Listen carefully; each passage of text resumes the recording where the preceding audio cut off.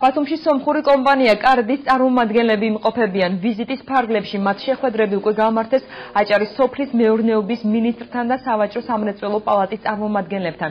დღეს კი სტუმრებს ბათუმის აგროსერვის ცენტრში უმასპინძლეს. შეხვედრაზე მხარეებმა სოფლის მეურნეობის სფეროში არსებულ მიღწევებზე ისაუბრეს. აგროსერვის ცენტრის ხელმძღვანელმა სომხური არასამთავრობო ორგანიზაციის წარმომადგენლებს უწყების მიერ ბოლო 2 წლის განმავლობაში გაწეული მუშაობის შედეგები გააცნო. კომპანია კარდის დირექტორმა სოფლის მეურნეობის დარგში 10 წლიან გამოცდილებას გაუსვა ხაზი.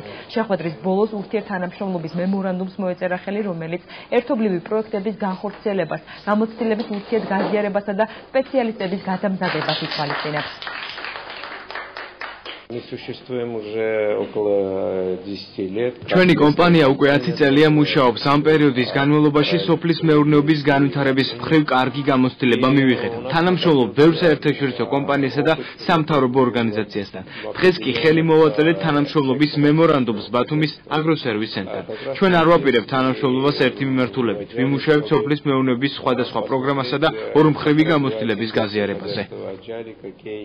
მემორანდუმი გავაფორმეთ სომხეთის წარმომადგენლებასთან კერძოდ კარდის კომპანიასთან, რომელიც არის სომხეთში ერთ-ერთი მსხვილი კომპანია სოფლის მეურნეობის კუთხით, რომელიც აკეთებს კონსტრუქციებას, სწავლებას, ასევე თვითონ აწარმოებენ სასოფლო-სამეურნეო მანქანა-დანადგარებს. ჩვენ შეგვიძლია ამით, რომ ჩვენ ფერმერებს სამომავლოდ ამ მემორანდუმის საფუძველზე მოვახდინოთ მათი ჩაყვანა და ადგილზე იმ ინოვაციების და იმ ტექნოლოგიების გაცნობა.